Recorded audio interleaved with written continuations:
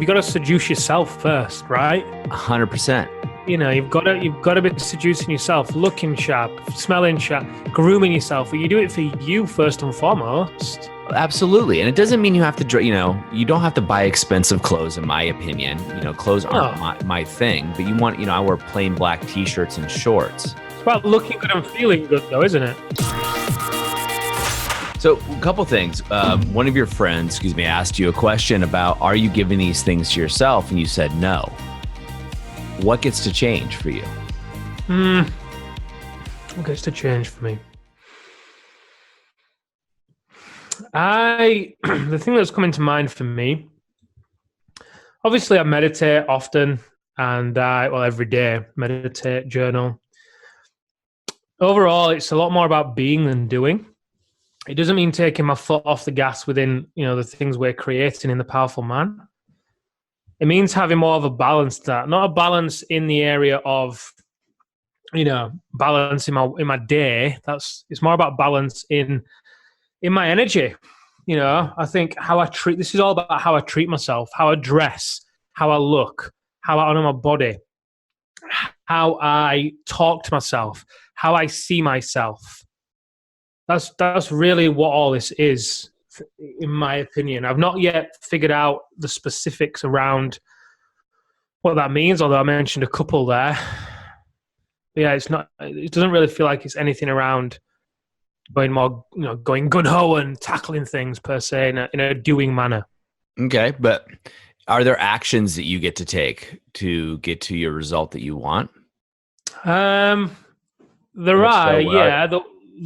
A couple that come to mind now is, my morning routine has been, I'll wake up, journal, meditate, stretch, hit the gym, come back, and then I will get on with my day. I think a simple thing there would be to have a shower at the gym rather than at home, have a shower at the gym, and then, look sharp for the day. Always groomed, looking good, wearing good clothes, obviously with the Powerful Man clothes. And leaving the gym feeling sharp, like boom.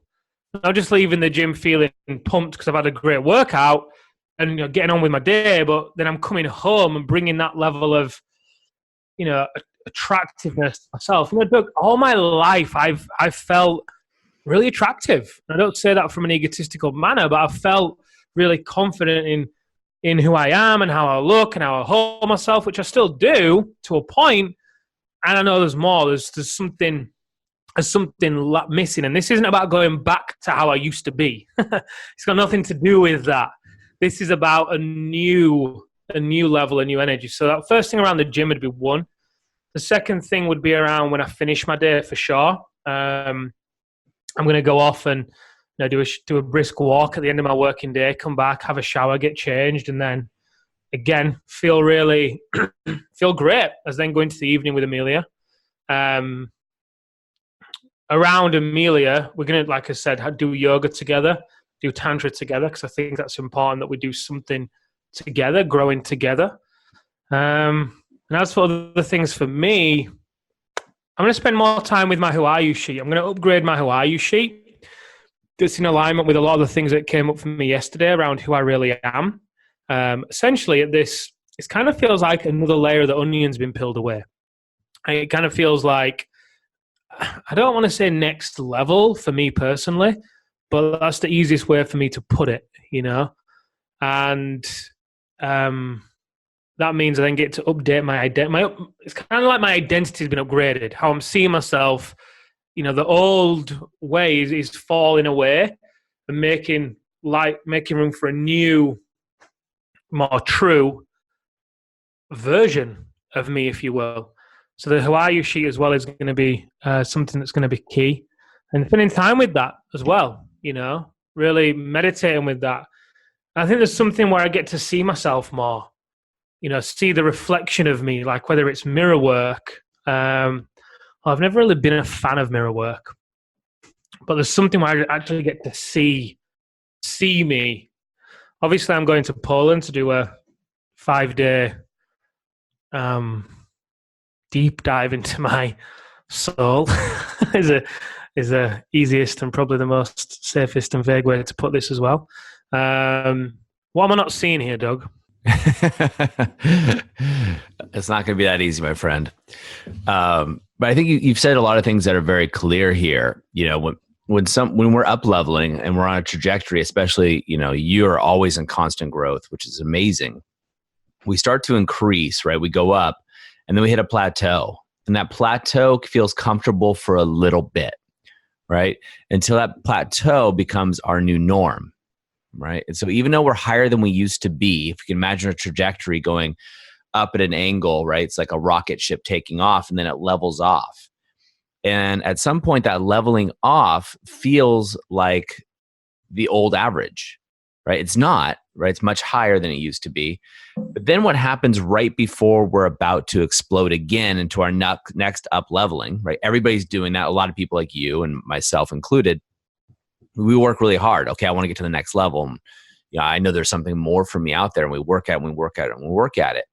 But what happens is we dip, right? We take a dip and we start to go down. And that feeling of going down backwards, and the reason we do that is because we're adding new skills and new ways of being. But we start to go down in a backwards trajectory. And that's when stuff like this gets to come out. But the nice thing is that's a sign that we're about to shoot back up. Think of it as a spring being loaded, right? So the spring is at a certain height, right, at norm. And this is, you've already up leveled, for someone like yourself 1,000 times, compared to where you used to be. If you think about Tim 4 years ago, it's just night and day, right? But now as you load that spring, it actually goes down from its vertical position. So it's shrinking, so to speak. And that feeling of shrinking and that tension that's there is extremely uncomfortable. It brings a lot of things to the surface. It makes you feel like you're regressing rather than progressing. But the nice thing is if you stay with it, and to use your words, Tim, you surrender, that spring shoots forward and shoots you to the next level.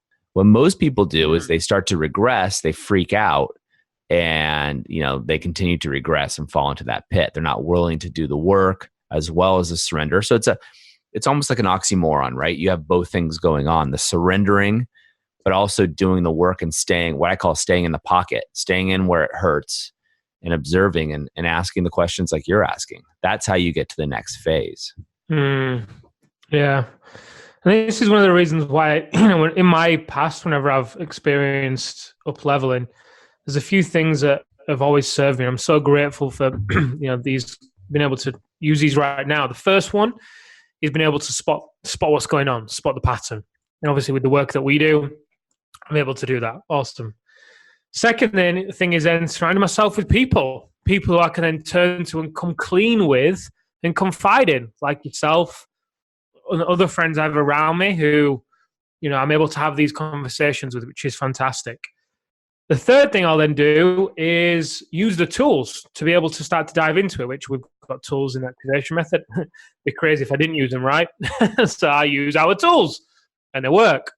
And the fourth thing I'll do is I tell everyone about my intent. However many thousands of people download this, you're probably I've spoke to so many people about this because I want to create an environment around myself whereby everyone knows what to expect. Everyone knows where I'm going. Everyone knows what's going on for me. And I'm putting myself in a position whereby my reality, my environment rather, is reflecting back to me a reality that I've not yet moved into. But the fact that it's there and people are going to continue speaking to me about this and supporting me with this and sending me things around this is going to help me to stay on this trajectory until I arrive. At which point I'll sit back, hands behind my head, and it's nice being here until it happens again in a different area with a different thing. And then I get to do it all over again because that is life. Well, yeah, and you have tools that we provide in the activation method and in the brotherhood, which are much more advanced, to continue going on this. And you're human, right? So some people argue about that, right? Is Tim really human? We hear that all the time from the men, which are just wondering, but you are. And sometimes, you go through the same cycles we all do as humans of of building yourself up and taking it to the next level. So Tim, let me ask you a couple more questions if I can here, because I'm just curious myself. When you look at this situation, in your, of what you're in and indecisiveness in some areas or what have you, where do you see, if you were coaching the men, right? So I'll make up a guy's name of someone who's not in the brotherhood because maybe that'll be easier. Let's just say it's Doug. Let's say it's me. And I tell you that I'm here with my wife.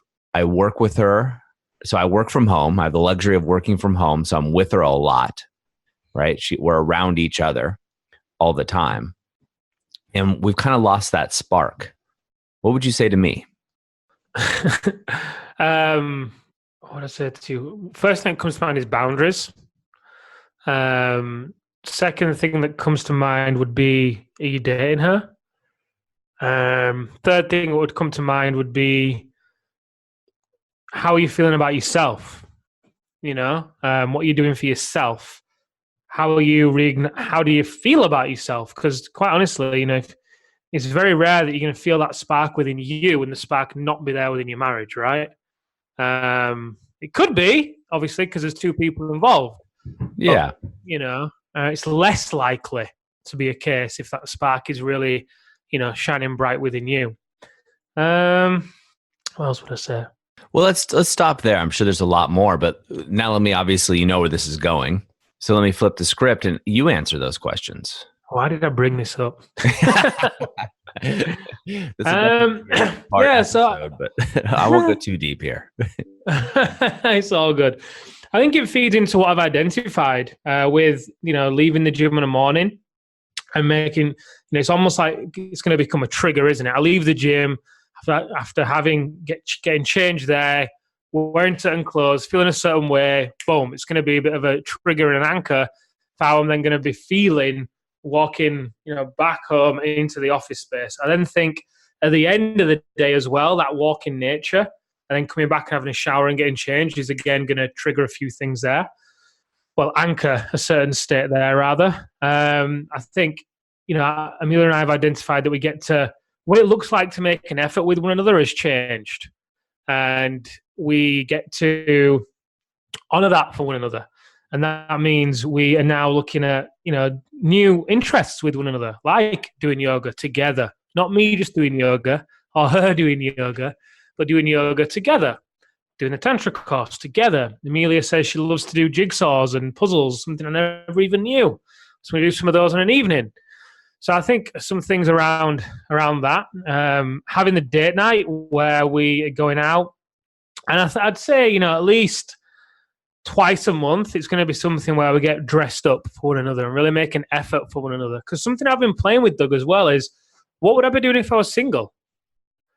How would I act if I was single? Exactly. Yeah, because, I know I'm very confident how I'd be acting and what I'd be doing if I was single. And I said this to Amelia yesterday. And she deserves to get at least that and more, right? So, again, to summarize the answer to your question, one of them is going to be around boundaries at work and this, bringing a certain state and energy into and out of work. The other one is going to be certain activities and interests we do between Amelia and I, so we can grow together and experience new things, including the date night where we make an effort. And the third thing would be around my own practices, because who knows, Doug? Maybe over the course of the next several months, we're not going to grow together. It's a possibility, isn't it? I don't want it to be. I love her and I want to grow with her. And this is what I said to her yesterday. I want to grow together and she wants to grow with me too. So the only way that would happen is if either one of us didn't, honor that. And I think the fourth thing is having that North Star, what it looks like for a 5 for us in our relationship and having that be up somewhere that means a lot to us. And, it's a promise to one another. And it's a standard between her and I in the relationship. I think that as well is going to be something that will really serve us powerfully. It'll definitely serve me powerfully for sure. Hey guys, I want to interrupt this episode because I want to talk to you about something important. We put together a case study on how almost 3 300 men have taken control of their lives. They're 4Xing their business revenues, and they're having more connected and intimate sex, all without sacrificing their relationships or their health by using the activation method. Now, a lot of you have contacted us and they want to know how they're doing it. We put together this short 11-minute case study just for you, so you can see how these entrepreneurs are achieving this level of success. To get this case study, all you have to do is go over to thepowerfulman.com/11. Yep, that's 11. And you can get the case study right now. All right, it's only 11 minutes and it's going to show you exactly how these men have done it. All right, let's get back to the episode. Yeah, certainly. Certainly. I think those are all great things. And the odds of you guys not up-leveling together or growing together is very, very slim. So you can almost throw that one out so it doesn't take up your headspace, right? And not really worry about that per se. Because when you think about that, when I heard you say that, it allows space for, stress, anxiety, jealousy, or other things to creep in. Where if you can just close that gap, perhaps it gives you more of a direct line to get what you actually really want. Right? Of course, it's always there's a million possibilities of things that could happen or what have you. But if you focus on what you want and to use your word surrender to it and to surrender to that greater good, then you don't have to hold on to that control of these are the possible scenarios. Because when you hold on to those possible scenarios, really what you're saying to yourself, or what we're all saying to ourselves, is maybe we won't, grow together. You're saying maybe this won't work out.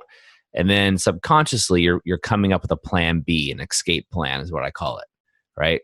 You're coming up with the alternative. Well, if this doesn't work out, then what? Then what do I do? And then your brain power and your emotional energy, at whatever percentage, but any percentage, is focused on that possibility. We all go through it, right? Every married couple, every serious couple, even single people are thinking about it. But the more we can diminish that, the more we can get certain in who we are. That comes back to self-love, which is something, we talk about so often within the Powerful Man, and also something we get to revisit on a regular basis, right? When we have that, or that slips and we start thinking, well, geez, what if Amelia leaves me, or I leave her, or this doesn't work out? You're starting to look at an escape plan, right? Other women is a common one. It could be through pornography or other ways. It could be, flirting with girls at the store. You want to make sure you still have your game, all those things. So you can still pull chicks just in case, right?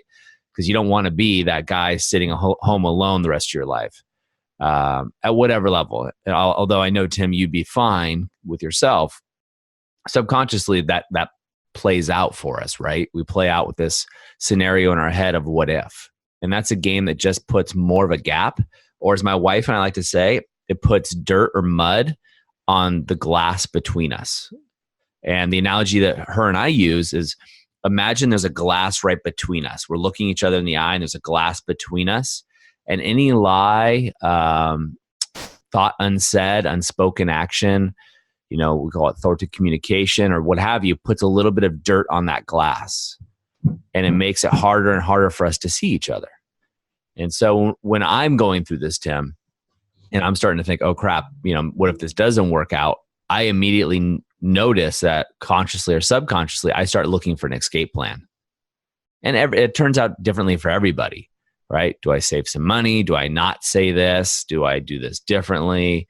Do I still, talk to that, girl in high school or what have you that I used to know, whatever it may be, to make sure I'm happening. So that's one thing I would encourage you to do is just eliminate that thought from your brain, unless of course it's a really big issue, then come up with your escape plan and dump it. But I would say get rid of it, because if you truly love yourself and you're truly secure, then it doesn't matter, right? She leaves, she doesn't, right? You know this consciously, you're in this moment together, really. It's a conscious choice. The second thing, and this is something I've been practicing more and more. You and I have this awesome, unique ability, which most people are always telling us how jealous they are. We work wherever we want in the world. I mean, shoot, you just got back from, a trip in a castle, like a mansion in the countryside. Then you came back to Leeds and you flew out to France, and a little bit from now, you and I are going to be in Morocco together with the Brotherhood. Then you're flying back to Poland. Not a bad lifestyle. But we also can work from home. And within that, that creates an interesting paradigm, right? We're always in proximity of our significant other when we're at home, yet that's when we're most relaxed. And because you and I can work anywhere, oftentimes we may let ourselves go a little bit. Wearing sweats, wearing athletic shorts, getting up in the morning, rolling out of bed. We can have a nice meditation, relax, make love to our partner. And then we can roll right into the office where we don't come out till noon, have lunch, say hi. Yet we're not dating them during that day, right? We're not dressing the part. We're not looking the part. You mentioned the boxer and how Amelia said, well, I don't know any women that don't fancy him. Well, they're only seeing pictures of him, one, when he's fighting, two, when he's like model ready, right? They're not seeing him walk around in his boxers, after, hasn't brushed his teeth in the morning and that whole deal. So it's a romantic view of the other person. We always form these romantic views. Yet are we creating that romantic view of ourselves for our partner? Date nights is one thing, but are you dating your partner during the day? So here we are recording this Sunday. It's 9 a.m. where I am. I think it's 2 p.m. where you are? Mm-hmm. Are you dating Amelia today? Are you dressing the part, acting the part, looking the part, being the part? And we always talk about, be, do, have. Are you being that guy? And are you doing those things first? And that would be a question, only you know the answer to that. But that would be a question that I would be asking myself in that situation. I think I don't know what that looks like, quite honestly. And I will get clear on it.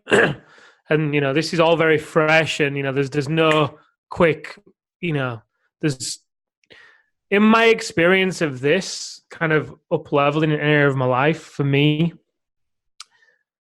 it can take a few weeks for me for all like the dust to settle and things to become clear. And then, okay, boom, this is it. Because in that process, I'm trying new things. I'm finding out. I'm, gathering the data.